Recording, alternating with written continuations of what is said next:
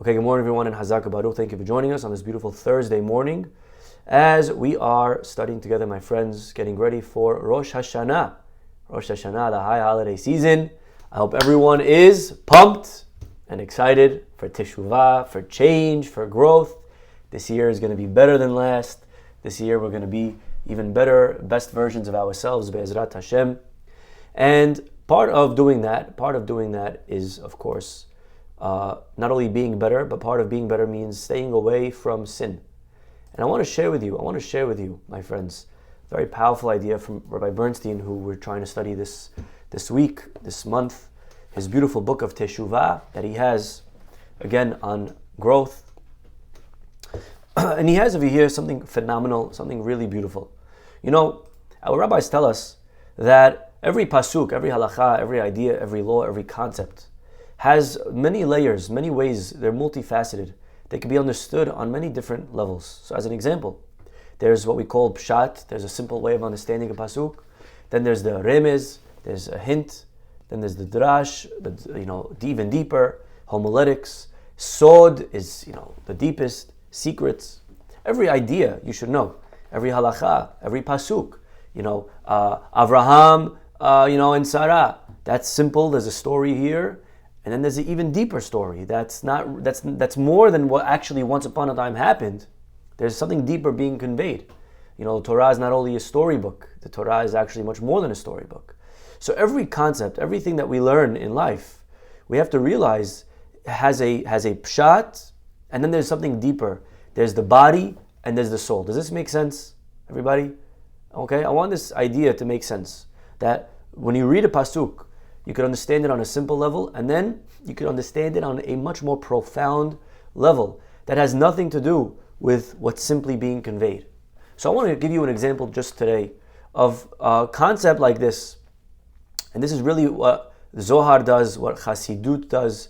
They take something and they catapult it to a different layer. Okay? So today, let us study a simple halakha. Okay? Simple. Then I'm going to share with you how Chassidut and the Zohar sees this halakha. Okay? So on a simple level, there's a halakha when it comes to the laws of Shabbat. Listen, my friends, to this beautiful law. Okay? The law says that we know on Shabbat, anyone know how many categories of sin are forbidden on Shabbat? How many categories of sin? There's 39 melachot. Okay? If that's what you said, I'm not sure. You put up a lot of fingers. But if you were saying 39, then you were right, okay? There's what we call 39 avot melachot. There's 39 categories of sin on Shabbat. Okay, beautiful. Now again, that is a law. That's a simple law. That's a law that's true. That's practical. On Shabbat, you should know, not everything that's easy is allowed. Not everything that's hard is forbidden.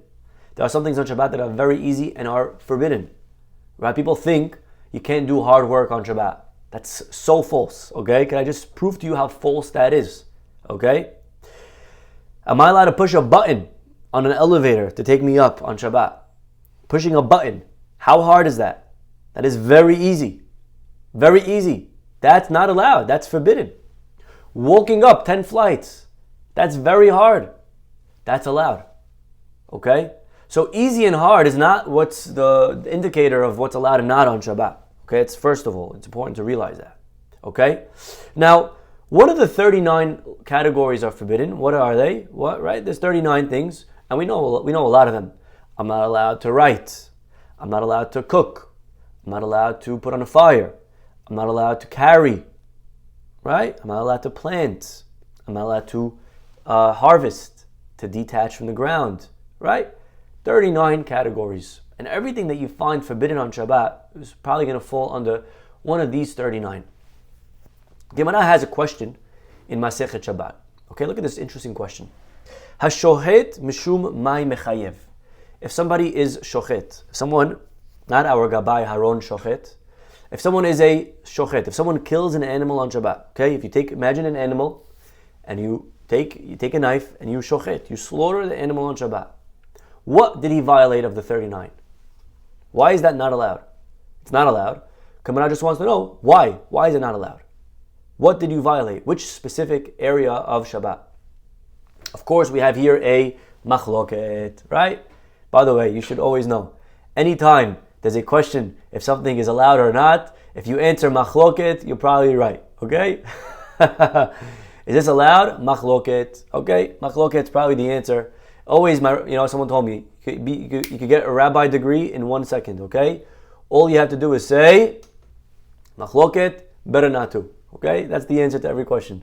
It's a machloket, better not to. Rabbi, I'm allowed to do this? Machloket, better not to, okay? And then that one answer probably covers everything, right? The truth is, to be a rabbi, you have to know what to say yes to, right? To say no is easy.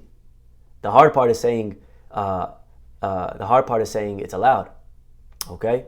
Now, I sound muffled, okay? I'm not sure if that's me. I'm not sure if that's me or everybody else as well. Okay, but either way, Gemara wants to know, what am I violating when I slaughter an animal on Shabbat? Okay? One opinion, Rav Amar, tzoveya. You know what the problem of slaughtering an animal? You're coloring.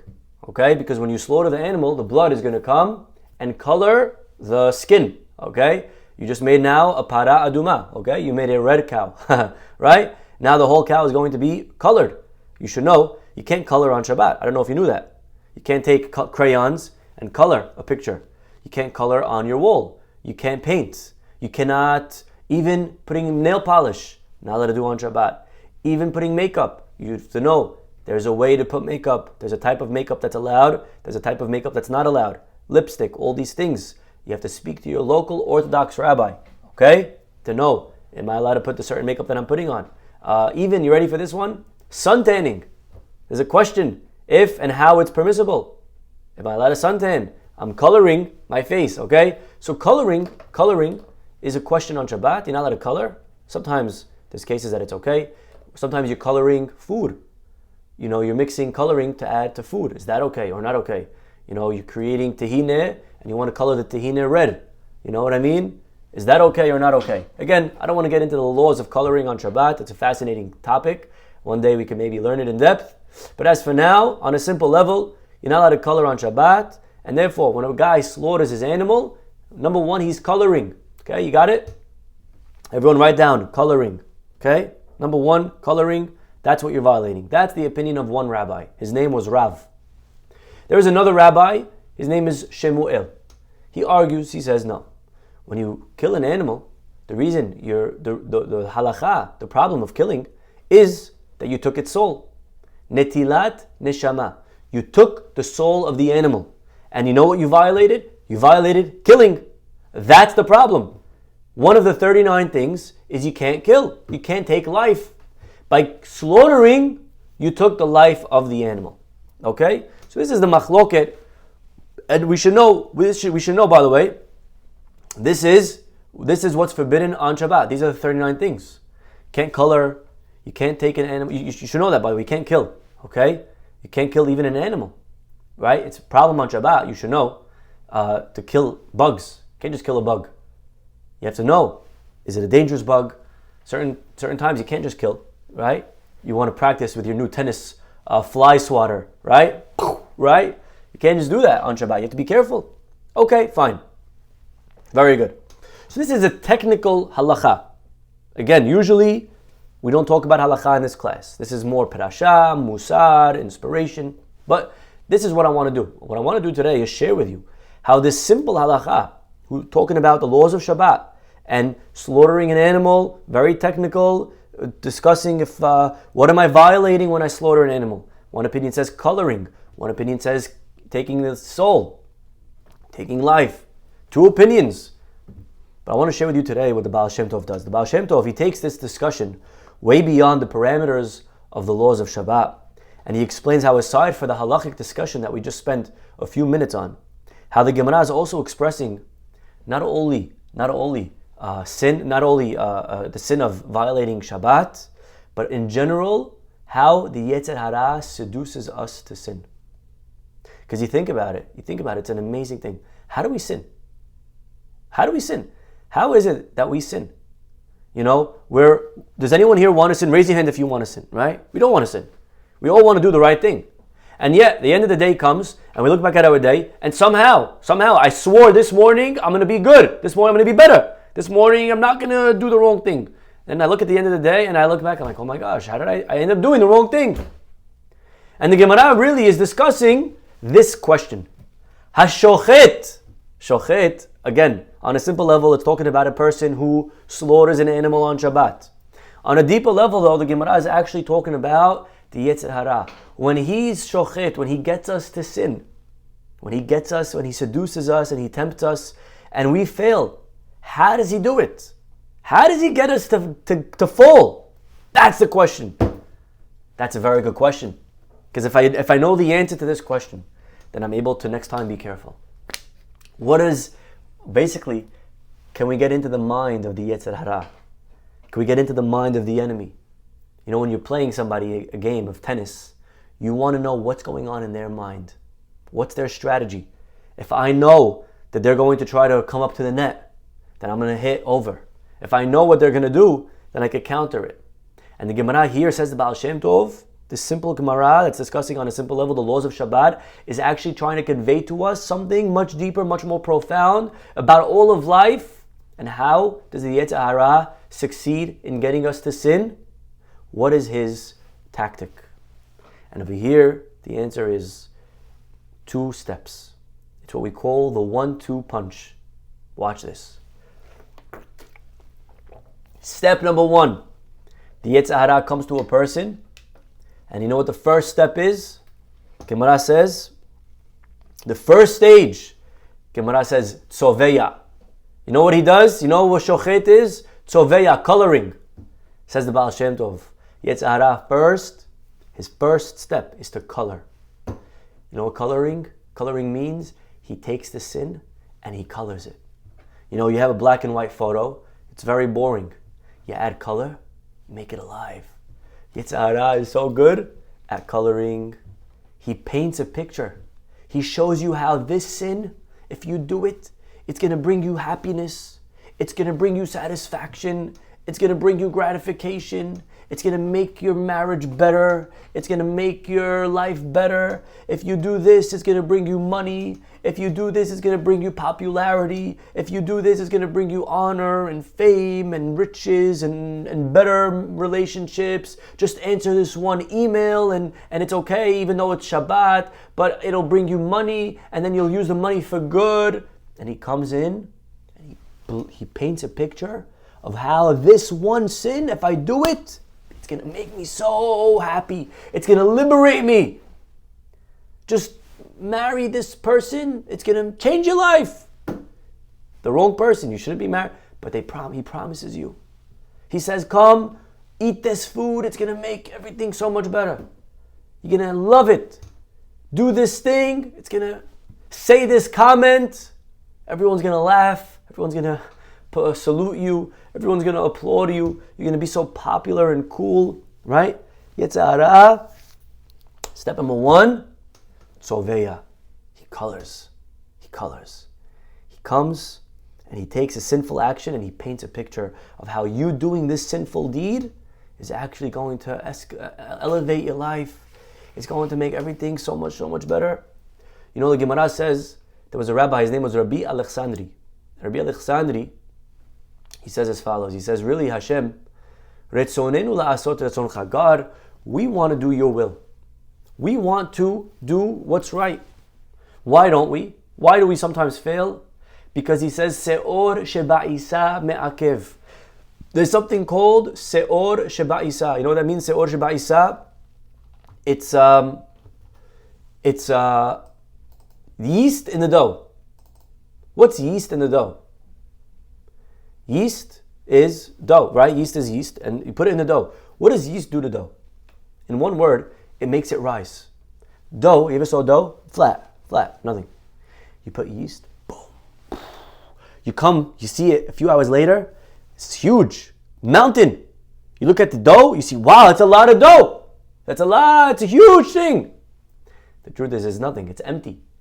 You pop it, it's all air. The Yetzer Hara, he could take something that's really very small, but what his genius is, he colors it. Tzoveya, He paints a picture. He blows it up. He hypes it up. He takes something that's simple and he makes it as if it's tempting and beautiful. Think about immorality. Think about immorality. How crazy is it that a person could be rushing to do a sin? And really, what is it? There's nothing there. But in our minds, he paints a picture that it's so going to be so tasty, so enjoyable. You know, you think about avodah zarah. Avodah zarah, bowing down to a piece of wood. Raise your hand on the chat, please. Let me know. Anyone here care to bow down right now to a piece of wood? I have a piece of wood right here. You want to bow down to this? No one wants to bow down to this. You know why? Because what is it? There's no temptation. There's nothing there.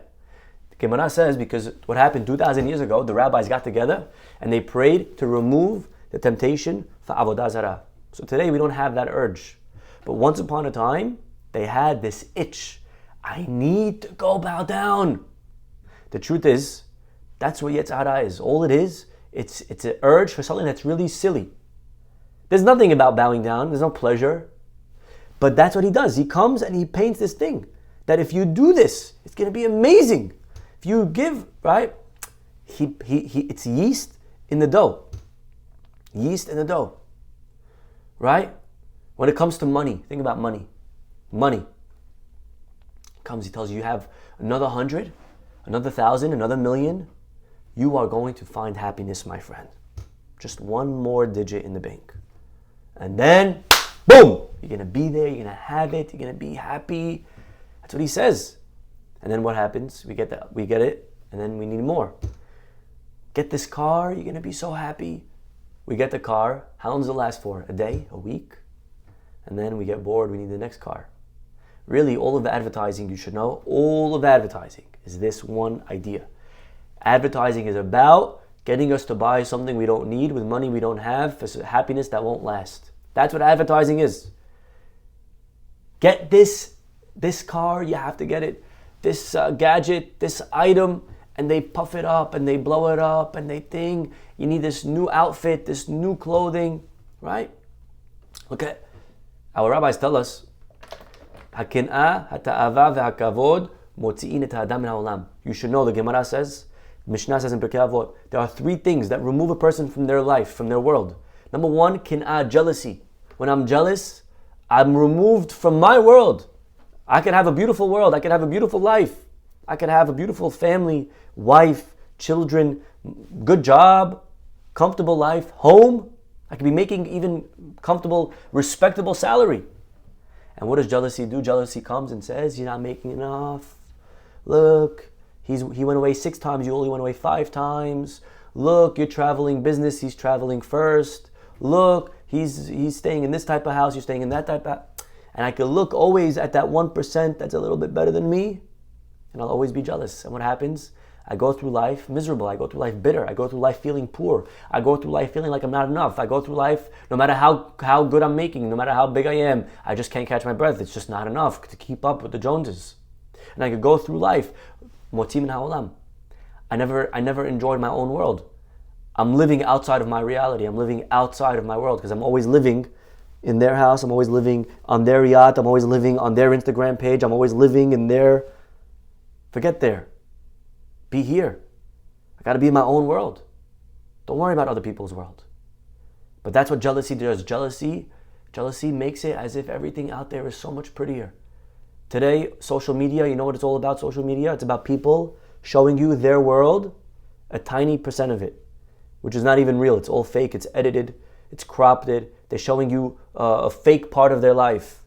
They make it as if everything in their life is so beautiful.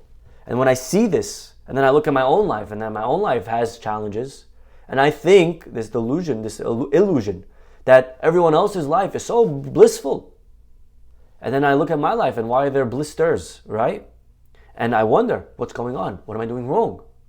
Because I'm jealous. Kin'ah, it's not real. It's not real.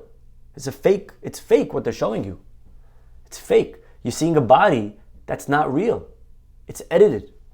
And then everyone wants to try to have that body. You're seeing a face that's not real. It's all makeup. It's fake. It's fake. It's a fake world. We're living, my friends, in a fake world. Gemara says 90% of people, 9 out of 10 people, die because of ayin hara. You know what that means? Simply it means they die because of the evil eye that people put on them. But maybe it means even deeper. Maybe it means they died because of the evil eye that they had on others. When you have an evil eye, you are bitter, you are miserable, you have stress, you have high blood pressure. When you're always walking around miserable, you're the one that suffers. 9 out of 10 die because of ayin hara that they had on others. Kin'ah, you're out of this world. It's not a real world. Ta'ava, the next one, temptation. You're delusional. You think that this temptation is not going to ruin you? That's what Yetzer Hara does. He comes and he's soveya. He colors it. He paints a picture. You could drink and drive. It won't affect you. You are under control. You have a high tolerance. You could drink. You're in control of yourself. You could smoke. You don't have to worry. It's not going to affect your health. It's not going to ruin your performance at work. It's not going to take away from your patience. It's not going to ruin your relationship. You could do it. Don't worry. He comes and he paints. Ta'ava. He takes a temptation. He takes something and he makes us think as if this is going to be okay.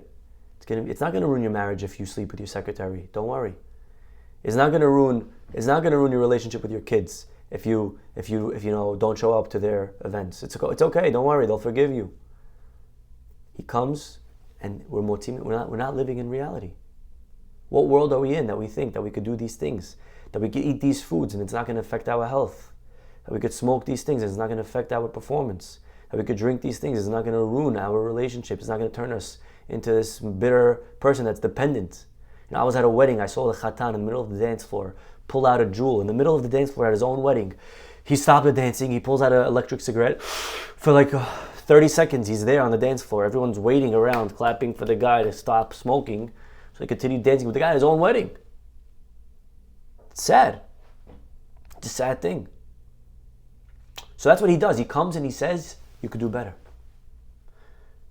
He shows us this fake image. You have a car, you could get a better one. You have a marriage, you could do better. You can have a better girl. You can have a better husband. He shows us, right? This other person, look how good they are. Look how nice they are. Look how they hold the door for their wife. You go for them. They're going to be better for you. They're going to take care more of you. They're going to give you more money. She's going to give you more gratification. She's going to give you better satisfaction. And we could go through life looking, thinking that there's better out there. And there's always, by the way, let me tell you a secret, there's always better. There's always will be someone prettier. There'll always be someone richer. There'll always be someone who's funnier, who's more cool. There'll always be. There'll always be. That's the power of the Yetzer Hara. He shows you that next item, the next gadget, the next thing. That if you just have this, your happiness will come.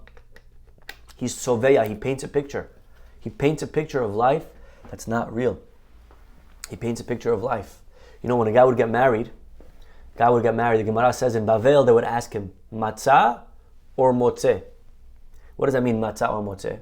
So there are two verses, two psukim. One of them says, matzah isha, matzah tov. If you find wife, you found good. Okay? So one pasuk says, if you found a woman, you found something very good. But there's unfortunately a pasuk that says the opposite. Motzeh ani, mar memavet et isha. I find more bitter than death, the woman. Right? So here you have two psukim, right? One says the wife is an amazing thing. One says the wife is the worst thing. And they would ask a guy when he would get married, the day of his wedding, "Nu, which one did you do? Did you do matzah or motzeh? Did you get lucky? Did you strike gold? Or did you hit rock bottom?" Right? That's what they would ask the guy. And the question is, who in the world on the day of their wedding would say, I hit rock bottom? I can understand if you ask the guy a month into his wedding, oh man, I got a sour one, right? I can understand. But you're asking the guy on the day of his wedding, who in the world's going to say on the day of their wedding, I got unlucky? On the day of your wedding, you're going to say that? The Gemara says when a guy would get married, they would ask him. But who would say that? But the answer is, the Gemara is telling us, not what they would ask. You're not trying to make a guy feel bad on the day of his wedding. Gemara is telling us the secret to having a good marriage. The secret is matzah or motzeh. Matzah. If a person feels matzah means I found it. I have it. I found the right one. If a person lives life like that, they'll be happy. But if a person lives motzeh, the person's living always in the future. I could get better. I could get a better girl. I could get someone who's this. I found, but I could find better. I could have done better. I could have gotten prettier. I could have gotten richer. I could have gotten this, better family, better. Yeah, if you're going to always have motzeh mentality of life, if you're going to go through life always looking for the next deal, for the next thing, you're going to have a miserable life. Miserable wife, miserable life, miserable everything. If you're motzeh, if you think you could still do better, you're never going to be happy. If you could live matzah, if you could realize this is what Hashem gave me, this is someone who's not perfect, but they're perfect for me, then and only then and only then can I truly be matzah tov. Then I found something really beautiful. So this is step number 1. He comes and he hypes up the sin, he colors the sin, he takes something that's very black and white, nothing there, but he makes it like, wow, this is gonna break through, this is gonna be the reason for your simcha, right? Okay. This is number 1. That's the first answer. Shochet tzoveya. You know how he kills us? By first of all, he colors it. Okay. But then there's another answer. Then there's a second step. Second stage is, you know what he does afterwards? When we're finished with the sin, we get to the party, we committed, we did the sin, we drank the drink, we smoked this thing, the item, and then all of a sudden we look around and we realize that the happiness is gone. We realize that all the things that he promised, there's nothing here. It's empty. It's fake. There's nothing really here. And at that point, you know what the Yetzer Hara does? We do the sin. And step number 2, netilat neshama. Step number 2 is he takes our soul. Step number 2 is after we sin, he comes and he spits on us and he buries us and he says, shame on you. How could you even think of doing that? You're disgusting. You're gross. You're nishech. Where's your gratitude? That's your thank you? All Hashem did for you? This is how you repay him? You understand? Yes, he's so smart. First, he gets us to sin. And then when we follow him into sin, we follow him into the corner. We do the thing that we're not supposed to do.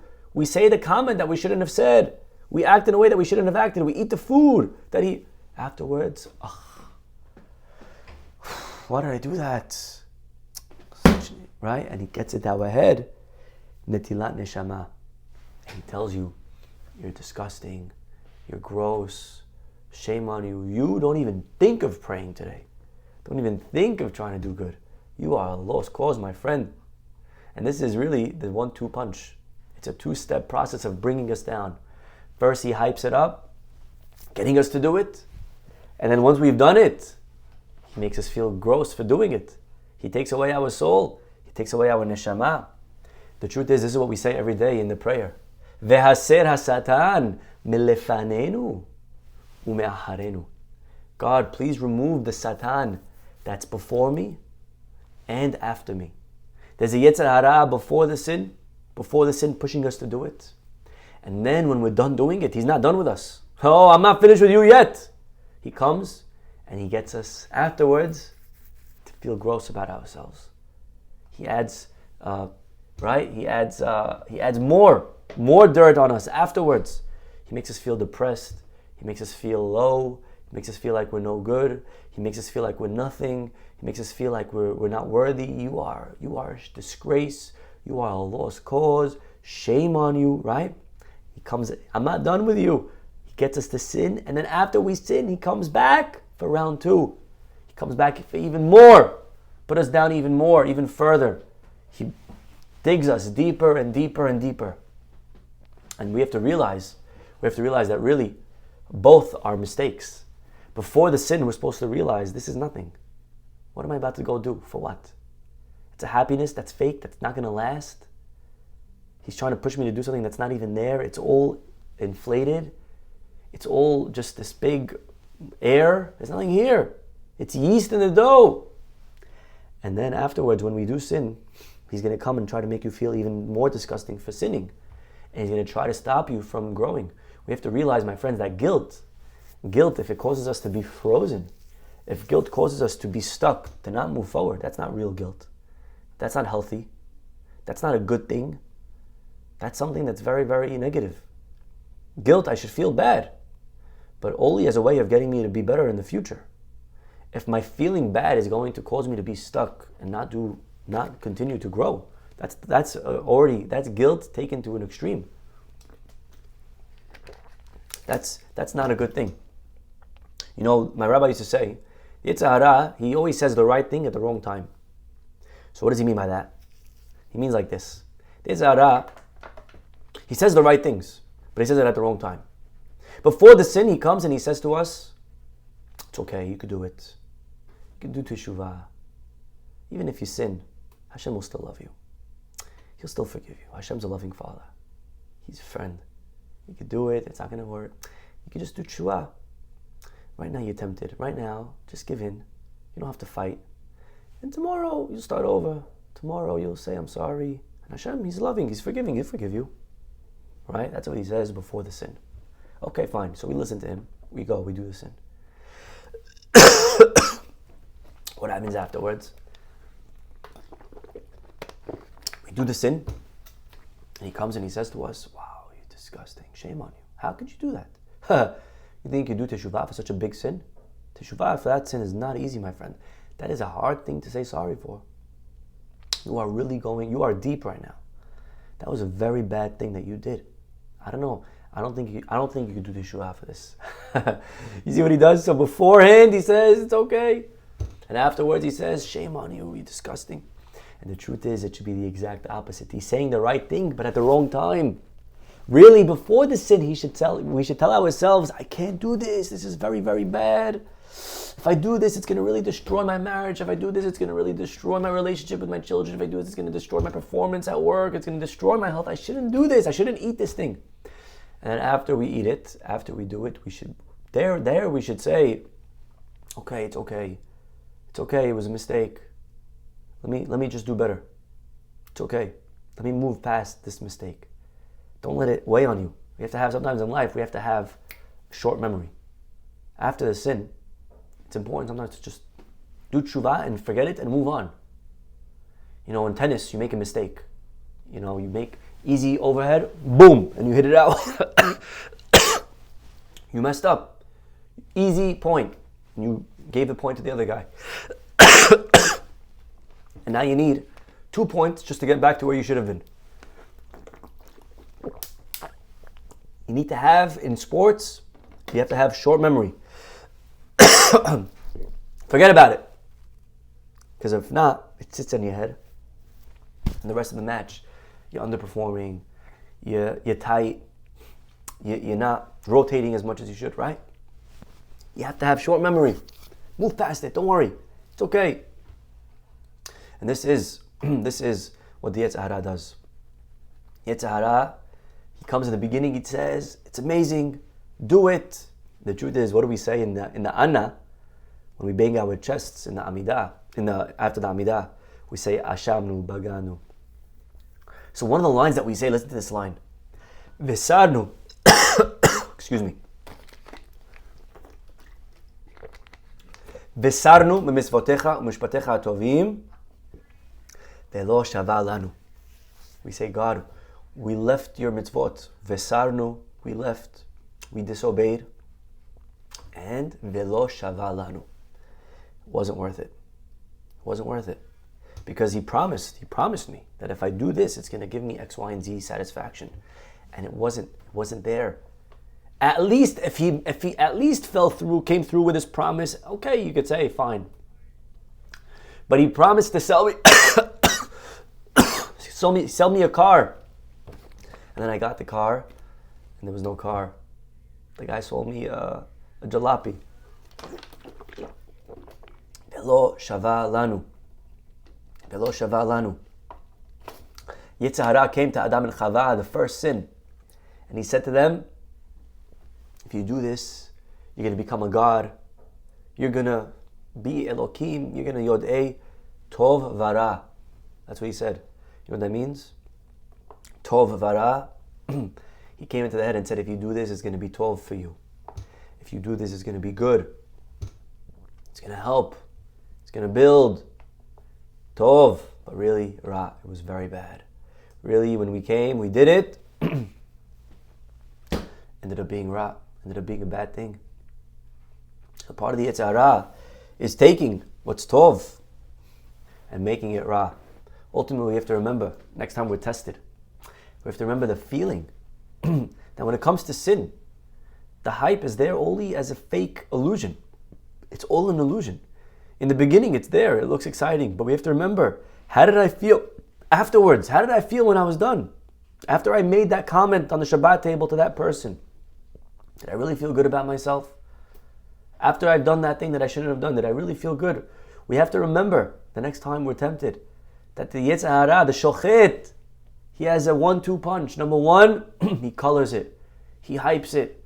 He paints a picture. Blows it up. Says it's going to be amazing. Do it. You're going to love it.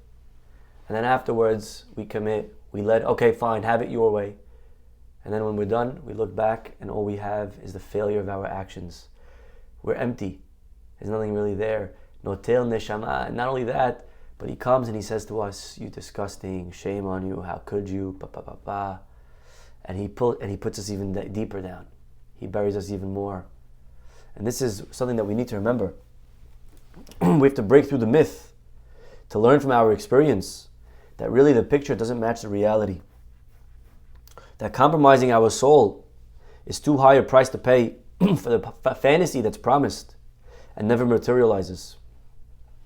And especially after we've been fooled, even if we have sinned, we have to willfully continue to allow ourselves to move past our mistake, not to let him keep us down, but to be able to forgive ourselves. That's step number 2. If I've done wrong, I have to be able to say it's okay. It's okay, I made a mistake. Let's move past this one. Let's learn for the future. Let me just do better. Let me grow. Let me be. Don't let him keep us down. Can't let him take away our soul. Can't take away our soul. Beautiful idea of how to be able to understand the Yetzer Hara, and once we understand him, we'll be able as well to defeat him. Okay, my friends, let's stop over here. Have a wonderful day. Hopefully we'll see everyone tomorrow. Bye-bye.